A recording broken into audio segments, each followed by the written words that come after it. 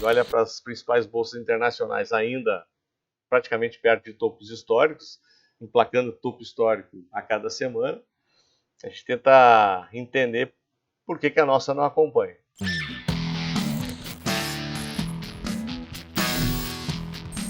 Olá, amigos da Focalize, sejam muito bem-vindos aqui ao nosso bate-papo da sexta, esse espaço que debatemos o que aconteceu de mais importante na semana, damos aquela revoada aqui para os principais ativos e tentamos entender, né, o que está acontecendo, o que está impactando de verdade os mercados e por que não já projetar algo para frente.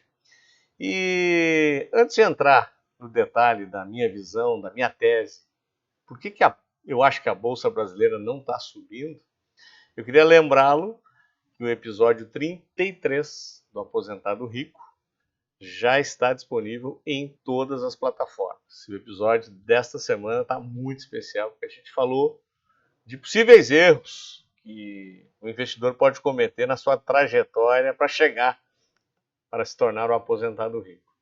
Então, ficou bem didático, bem organizado, foi sugestão de ouvinte, ficou bem legal. Episódio 33 disponível em todas as plataformas. E essa semana, mais uma vez, deixa eu colocar o gráfico já aqui para vocês, nós tivemos o nosso principal índice fechando em queda.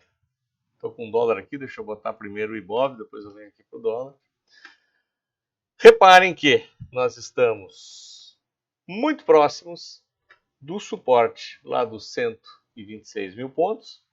Esse é um suporte que vem marcando essa linha de preços já desde o final do ano passado, iniciou em novembro, quando foi um rompimento importante, depois ele montou um pivô de alta, quando atingiu a máxima histórica, ele corrigiu no movimento de V invertido, testou esse suporte, tentou subir novamente, testou novamente, e assim vem vindo, e agora pela praticamente quinta vez, ou sexta vez, ele volta para essa região dos 126 mil pontos, mas com alguns detalhes que eu queria chamar a atenção de vocês, que tornam o viés um pouco mais negativo.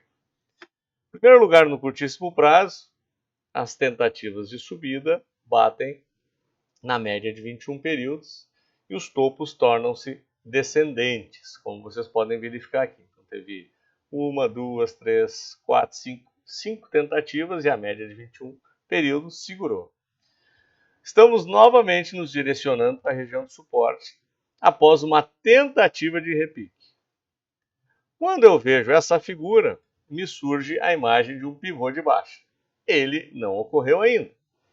Nós temos essa região bastante importante, é uma referência forte aqui no nosso principal índice, mas caso ele se concretize, nós temos aqui os 124.900 pontos como a primeira expansão e os 122.800 pontos como a expansão de 100% de Fibonacci. E olha só, pessoal, quando eu dou um zoom, o que a gente encontra aqui? Esse grande canal de alta, já de bastante tempo, mais de um ano ele em formação, o recuo está batendo nele e os 122 mil pontos coincide exatamente na região desta retração. Então, estaríamos aqui diante de um ponto bem importante. Se eu puxo mais uma linha, uma segunda referência para esse caso, olha aqui onde é que bate, olha só, bruxaria, né? Aquele topo que foi tentou-se o rompimento várias vezes, né, lá nos 122 mil pontos, volta agora como um possível suporte muito importante, caso esse pivô de baixa se concretize. Em primeiro lugar, nós temos uma região de forte suporte, como a gente pode verificar aqui. Então, é uma referência.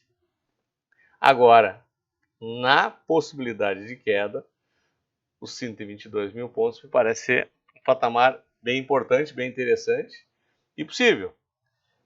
E é claro que pode trazer boas oportunidades na ponta comprada, caso isso ocorra. E para quem gosta de operar vendido, talvez a perda de 126 mil pontos possa ser um sinal para fazer alguma operação contracíclica. Muito bem, e o dólar? Já estávamos com ele na tela. O dólar, apesar desse encaixotamento aqui que a gente já vem mostrando para vocês há bastante tempo, então ele já vem aqui, é uma referência também, eu brinco que é uma trincheira essa região do 5.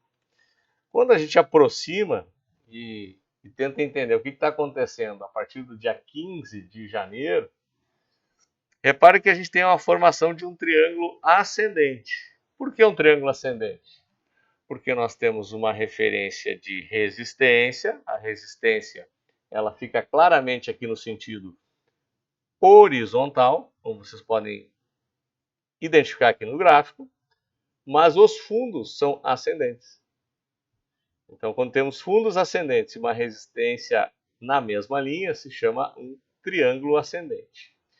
E as médias alinharam-se no sentido já da tendência de alta. Então, a tendência terciária, a tendência curta, aparentemente começa a dar sinais que ela está muito mais para o rompimento do que para a perda desse patamar aqui. Então, nós temos que ficar bastante atentos a essa região do 5, porque um rompimento em fechamento pode mostrar uma nova movimentação. E o fator negativo da semana, que acaba corroborando com a tese que nós temos do dólar já muito mais para rompimento e o nosso principal índice tentando ou demonstrando a possibilidade de um pivô de baixa. Olha só o que está acontecendo com o DI 26.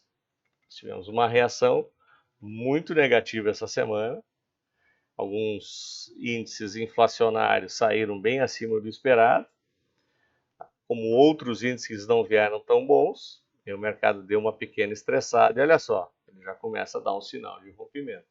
Aqui é muito mais um sinal de alerta do que a possibilidade de que isso possa acontecer. Mas se houver um rompimento aqui, voltarmos no DI futuro acima do patamar de 10, pode significar que o mercado comece a não acreditar que possamos chegar nos 9, muito menos abaixo de 9. Até pouco tempo atrás tínhamos apostas podendo chegar aí até 8,5, 8 algumas casas, um pouco mais ousadas, mas 8,5 já tinha muito analista falando, o relatório Fox ainda mantém o 9, mas se o DI futuro ultrapassar os 10 com uma certa força, talvez o mercado reveja para cima e talvez o 9 volte a não ser tão provável quanto se espera.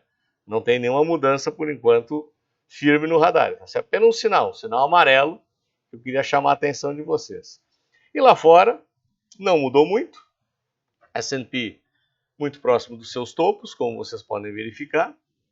Deixa eu só botar aqui para vocês o gráfico. Tivemos 2 dias corretivos, após uma nova máxima, já até ultrapassamos aquela previsão dos 5.200 pontos. Agora faz 2 dias corretivos. Por enquanto, nenhuma mudança de tendência, Nasdaq muito parecido. E o Eurostock também sem grandes modificações, um recuo dentro de uma fortíssima tendência de alta. E o VIX mantém-se aqui no patamar aqui muito próximo dos 15, sem grandes alterações e sem trazer alguma indicação importante a partir da volatilidade ou do medo que os agentes possam estar sentindo.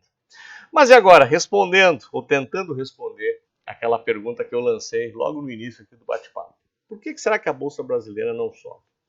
Eu suspeito de alguns elementos e eu queria elencá-los aqui para vocês, para verificar se vocês concordam comigo ou não. O primeiro deles, muito claro, e talvez seja o principal motivo disso, é a questão do fluxo. Quando a gente acompanha o fluxo estrangeiro, o estrangeiro representa hoje 58% da movimentação do principal índice brasileiro. Quando você tem o principal agente sistematicamente saindo do mercado, nós temos um fluxo, uma pressão vendedora muito mais forte. Então, só para vocês terem uma ideia, nós tivemos saída em janeiro, tivemos a confirmação de saída em fevereiro, e agora, na primeira quinzena de março, os dados permanecem apontando para a continuidade dessa saída. Só para vocês terem uma ideia, até o final da primeira semana desse mês, nós já estamos acumulados perto de 23 bilhões de dólares de saída.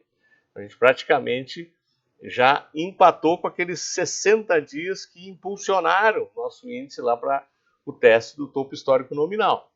Então, o fluxo certamente é um elemento que está determinando. Mas por que esse fluxo está saindo? Né? E aqui que entra a derivação da nossa tese, para tentar explicar um pouco mais esse detalhe. Bom, tem um detalhe externo, que eu até já citei aqui para vocês, que trata-se de uma migração de capital para um mercado que nesse momento parece mais atraente, que é o mercado de tecnologia americano. As Big Techs e mais algumas companhias vêm drenando claramente boa parte do capital disponível para o risco no mundo. Então, se você, na visão do investidor, tem uma tese de investimento muito mais forte e existem algumas dúvidas, que eu já vou falar delas na sequência aqui para vocês, esse capital ele migra para esse movimento. O segundo elemento é um elemento muito intrínseco na nossa estrutura de bolsa, que a gente tem visto as principais commodities sofrendo pressão vendedora, especialmente minério de ferro, o aço e a maioria dos metais. O próprio petróleo, apesar da crise, ele não tem explodido em alta, né, vem se mantendo relativamente estável, mas as principais commodities agrícolas, vêm sofrendo pressão vendedora. Evidentemente, a nossa bolsa é muito forte nisso. Então, a partir do momento que a matéria-prima mãe sofre um movimento de descendência, não tem como não ter impacto direto no preço dos principais ativos. Quando a gente avança na questão da estrutura política, o que a gente tem visto são alguns movimentos não muito favoráveis na credibilidade. Então, a gente teve primeiro aquele movimento patético de tentar emplacar Guido Mantega Carnavale. Em primeiro lugar, é um nome absolutamente sem cabimento, mas demonstra uma interferência política numa empresa privada, que já foi privatizada há mais de 25 anos, e fora os sinais dados de pressão contra os conselheiros.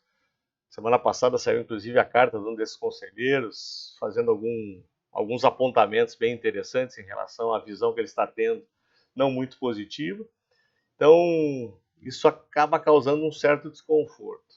Aí a gente puxa para a Petrobras e vê o que aconteceu com a Petrobras. Aquele discurso sempre puxando contra privatizações. Então, essa interferência toda não adianta. Por menos prática que se tenha sobre isso, ou seja, vai dizer, não vai acontecer absolutamente nada, não vai ter nada na Vale, a Petrobras, a governança vai superar tudo isso, boatos que estão querendo emplacar o Mantega agora na Braskem, ou seja, querem arrumar um lugar para ele de qualquer jeito, né?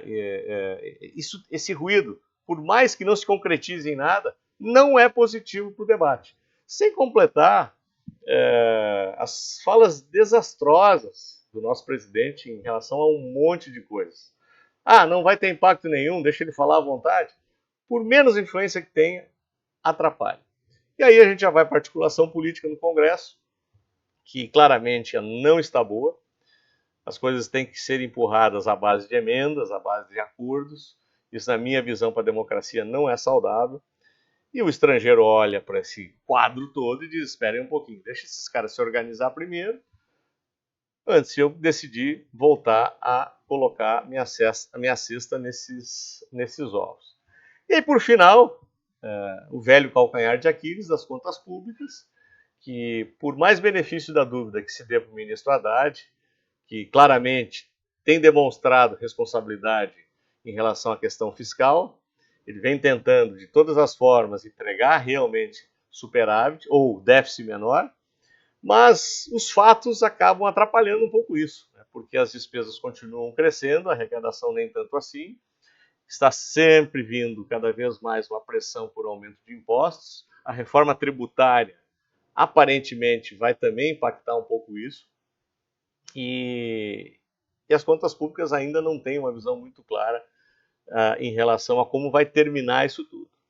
Então, somados esse monte de coisas que eu falei para vocês aqui, a soma desses fatores determina que o estrangeiro fique um pouco em dúvida e acabe decidindo aportar o seu recurso em outro mercado.